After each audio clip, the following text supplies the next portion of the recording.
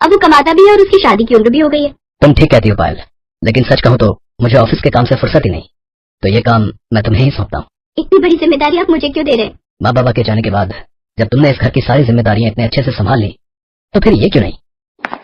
भैया बिल्कुल ठीक कह रहे हैं भाभी, और वैसे भी हम दोनों ने सारा दिन काम के चक्कर में बाहर ही रहना है, घर पर तो आपको ही रहना है ना, उसके साथ तो आप खुद ही ढूंढो अपनी देवरानी।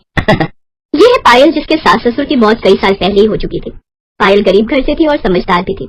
उसने आते ही सारा घर संभाल लिया था।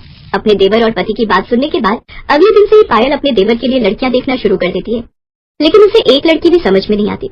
ऐसे ही कुछ दिन बीत जाते हैं, लेकिन इसी दौरान राहुल को एक अमीर घर की लड़की रिया मिलती है, जिससे दोस्ती के कुछ दिन बाद ही दोनों में प्यार हो जाता है और फिर राहुल उसे सबसे मिल पाता है।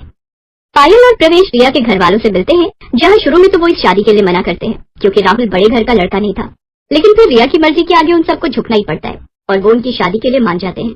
फिर एक रोज पायल की पड़ोसन सरला मौसी वहाँ आती है। सरला की आदत थी, वो अक्सर लोगों के घरों में फूट डलवाती थी और मजे लेती थी।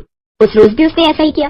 देख पायल, ज्यादा ख्याली पुलाव मत पका। इतिहास गवाह है जेठानी और देवरानी कभी बहनों जैसी नहीं रह सकती। वो नए जमाने की लड़की है, तो जाहिर है तुझसे तो तेज तर्रार ही होगी ना। तो एक बात समझ ले, तूने अगर जरा भी ढील दी ना तो बस घर की डोर खिंच जाएगी तेरे हाथ से।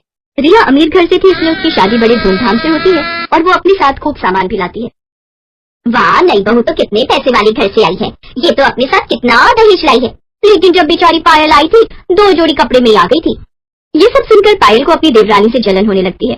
शादी के बाद पायल उसे रहने के लिए ऊपर बना हुआ नया कमरा देती है, लेकिन कुछ ही दिनों में उसे नीचे का घर पुराना लगने लगता है और वो अपने पति से कहकर उस नए कमरे में शिफ्ट होने की बात करती है। होंगे वो अमीर घर से, लेकिन मेरे बाबा भी गांव के सरपंच हैं।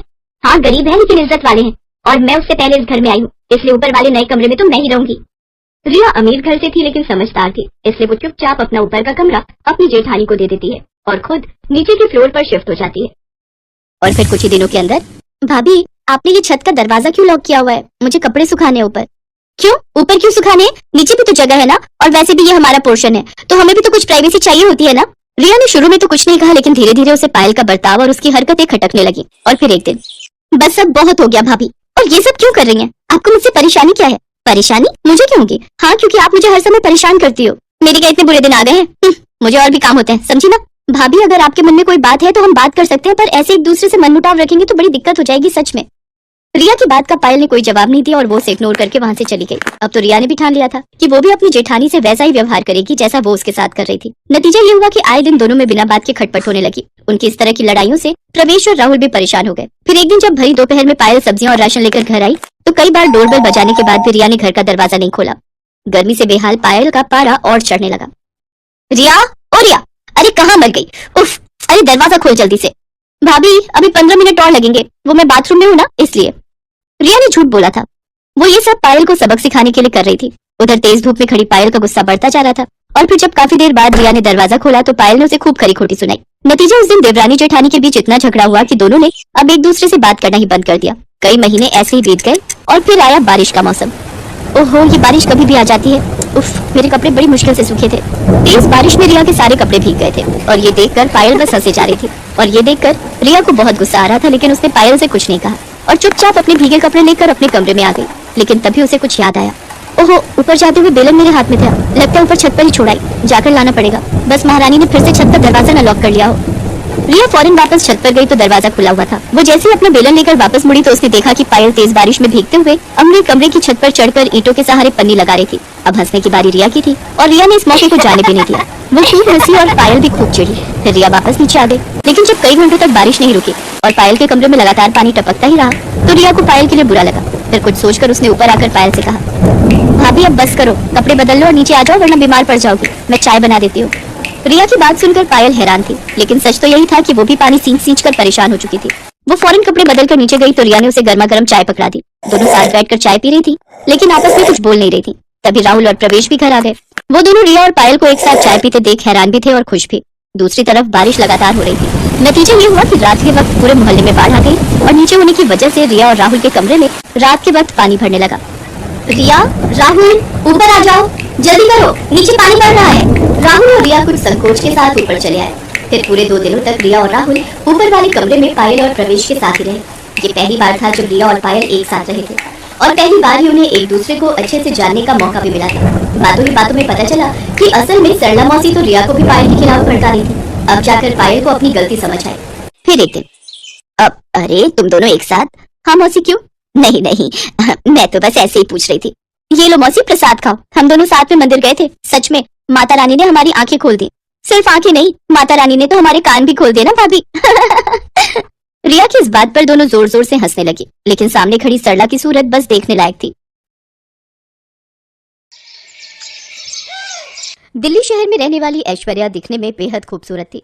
अपने माता पिता धर्मेंद्र और हेमा की वो इकलौती बेटी थी, जिस वजह से वो उनकी बेहद लाडली थी। ग्रेजुएशन पूरी होने के बाद उसके माता पिता उसकी शादी के लिए लड़का ढूंढने लगे। मेरी बेटी अब जवान हो गई है, अब उसे शादी करके दूसरे घर जाना होगा, लेकिन मेरा तो ये सोच सोच कर ही बुरा हाल हो रहा है कि उसके जाने के बाद उसके बिना हम कैसे रहेंगे जी। इसी बात की चिंता तो मुझे भी खाई जा रही है हेमा।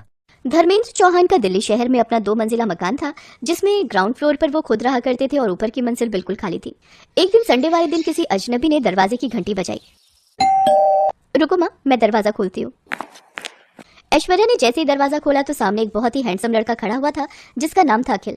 जी मुझे पता चला कि आप अपने घर का ऊपर वाला फ्लोर किराए पर देना चाहते हैं। आप यहीं रुकिए, मैं पापा को बुला कर लाती हूँ। हाँ, क्या बात है, बताओ। अंकल, वो एक्चुअली मैं अपने पेरेंट्स के साथ 2 दिन पहले ही इस शहर में आया हूँ। मेरी यहाँ नई नई जॉब लगी है, तो मुझे आपका घर किराए पर चाहिए था। लेकिन बेटा, मुझे अपना घर किराए पर देने में कोई इंटरेस्ट नहीं है। अरे दे दीजिए ना, देखो तो बेचारा कितना मासूम लगता है। और वैसे भी कल को जब ऐश्वर्या ब्याह करके चली जाएगी, तब हम इस घर में अकेले ही रह जाएंगे, तो कम से कम और कोई होगा तो मन तो लगा रहेगा ना। आंटी जी, आपने बिल्कुल ठीक कहा। जब आपकी बेटी शादी करके चली जाएगी तो मैं आपका मन अच्छे से लगा कर रखूंगा, आपको बिल्कुल भी बोर नहीं होने दूंगा। अरे वाह बेटा, तुम तो बहुत अच्छी बातें करते हो और जल्दी खुल मिल भी जाते हो। एक काम करो, तुम अपने पेरेंट्स के साथ कल ही ऊपर वाले फ्लोर पर रहने आ जाओ। मैं तब तक साफ सफाई करवा कर रखूंगी। अरे नहीं आंटी जी, आपको परेशान होने की बिल्कुल भी जरूरत नहीं है। मैं खुद ही आकर सारी साफ सफाई कर लूंगा। अगले ही दिन अखिल अपनी माँ आशा और पिता रमेश के साथ उनके घर में शिफ्ट हो जाता है। अखिल स्वभाव का बहुत ही अच्छा लड़का था। अपनी चुलबुली बातों और हंसते हुए चेहरे से वो सबका मन जीत लेता था। हेमा चौहान को अखिल बहुत पसंद आता है। अब अखिल को उस घर में रहते हुए कुछ दिन बीत चुके थे। एक शाम हेमा अपने पति धर्मेंद्र से कहती है, अखिल कितना प्यारा लड़का है ना। हाँ, आजकल के जमाने में भला ऐसे लड़के मिलते कहाँ हैं। अपने माता पिता को खाना तक बनाकर खिलाता है। अजी, खाने की क्या बात करते हो, जब उसकी मेड नहीं आती तो वो घर का भी सारा काम खुद ही करता है। हमारी बेटी को भी काश ऐसा ही कोई लड़का मिल जाए। ऐसा ही कोई क्यों, अपना अखिल बुरा है क्या? लेकिन वो तो हमारे किराएदार हैं। हाँ तो ये तो अच्छी बात है ना, इससे हमारी बेटी भी अपने पास ही रहेगी। आप हाँ कहो तो मैं कल ही उसके माता पिता से रिश्ते की बात आगे बढ़ाती हूँ। हाँ ठीक है। फिर एक दिन मौका पाकर हेमा अखिल और उसके परिवार से इस बारे में बात करती है और फिर सबकी रजामंदी से दोनों की शादी हो जाती है। अगले दिन जब सुबह अखिल सोकर उठता है तो ऐश्वर्या को ना पाकर अपनी माँ से पूछता है, माँ, ऐश्वर्या कहाँ है? पता नहीं बेटा, मैं भी उसे ही ढूंढ रही हूँ। आज उसकी पग फेरों की रस्म जो है। लेकिन ऐश्वर्या तो बड़े मजे से अपने पेरेंट्स के पास जाकर चाय पी रही थी। ऐश्वर्या, तुम वहाँ क्या कर रही हो? चाय पी रही हूँ। मुझे अपने इस कप में ही चाय पीना पसंद है और बाथरूम भी मैं सिर्फ अपना ही यूज करती हूँ। ऊपर का वो रूम मुझे पसंद नहीं। अरे बहू, आज तुम्हारी पग फेरों की रस्म थी, लेकिन तुम तो अकेले ही मायके पहुंच गई। चलो कोई नहीं, अब मैं अखिल को नीचे भेजती हूँ तुम्हें लेने के लिए। क्या सासू माँ, आप भी आ तो रही हूँ मैं। इसके बाद आशा उसे पहली रसोई बनाने के लिए कहती है, लेकिन 5 मिनट के अंदर ही ऐश्वर्या हलवा लेकर पहुंच जाती है। अरे वाह, हमारी बहू तो बहुत तेज है। 5 मिनट भी नहीं हुए इसे गए हुए और हलवा बना कर ले आई। नहीं पापा जी, ये तो नीचे मम्मी ने बनाया था तो मैं ऊपर ले आई। बहू, अब वो तुम्हारा मायका है और ये तुम्हारा ससुराल। हाँ तो क्या फर्क पड़ता है। अच्छा वो सब छोड़िए और ये बताइए कि आप इस महीने का किराया कब दे रहे हैं? पापा ने कहा था आपसे पूछ लूं। लेकिन बहू, अब तो हम रिश्तेदार हैं, क्या अभी भी तुम्हारे पापा हमसे किराया लेंगे? हाँ पापा जी, मेरे पापा ना हिसाब के एकदम पक्के हैं।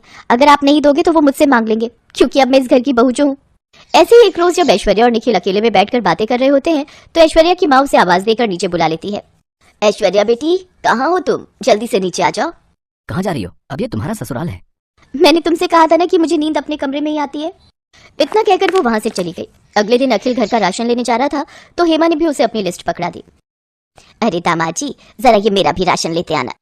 ठीक है आंटी, मेरा मतलब है सासू माँ। ऊपर वाले फ्लोर पर खड़े रमेश और आशा ये सब देख रहे थे। हे राम, ये ऊपर ससुराल और नीचे मायके में ना जाने और क्या क्या दिन देखना पड़ेगा। ऐसे ही कुछ दिन बीत जाते हैं और ऐश्वर्या प्रेग्नेंट हो जाती है। घर में सभी ये जानकर बहुत खुश थे। देखते ही देखते उसे 7 महीने पूरे हो जाते हैं। उफ, यहाँ ऊपर वाले फ्लोर पर तो कितनी गर्मी है, एसी तक नहीं है यहाँ। मुझे ना इस प्रेगनेंसी में ये गर्मी बर्दाश्त नहीं हो रही, इसलिए अब मैं कुछ महीने अपने मायके, मेरा मतलब है नीचे ही रहूंगी, और जब बच्चा पूरे 3 महीने का हो जाएगा तभी ससुराल मतलब ऊपर आऊंगी। लेकिन ऐश्वर्या, ये बात ठीक नहीं है। कोई बात नहीं बेटा, जाने दे बहू को, ऐसी हालत में इसे परेशान ना कर। और ये 4 सीढ़ी नीचे तो जा रही है, जब तेरा दिल करे मिलाया कर इससे। नहीं मम्मी जी, ये बात ठीक नहीं। आखिर 10 दिन में एक बार मिलने आ सकते हैं। अरे आखिरकार वो मेरा मायका है ना, अखिल जी का रोज रोज वहां आना अच्छी बात नहीं। ठीक है बहू, जैसा तुम्हें ठीक लगे। काफी सोच विचार के बाद अखिल एक दिन धर्मेंद्र से मिलने नीचे जाता है। अरे आओ दामाद जी, आज मैं आपका दामाद नहीं बल्कि किराएदार बनकर आया हूँ। पापा, हम ये घर खाली करना चाहते हैं। तभी ऐश्वर्या और हेमा भी वहां आ जाती हैं। लेकिन क्यों अखिल, ये मेरा मायका भी तो है। इसलिए तो खाली करना चाहता हूँ क्योंकि ऊपर ससुराल और नीचे मायके ने मुझे मेरी ही बीवी बच्चों से दूर रहने पर मजबूर कर दिया है। और हाँ, कल ही हम यहाँ से शिफ्ट हो रहे हैं अपने नए घर में, तो परसों मैं अपनी बीवी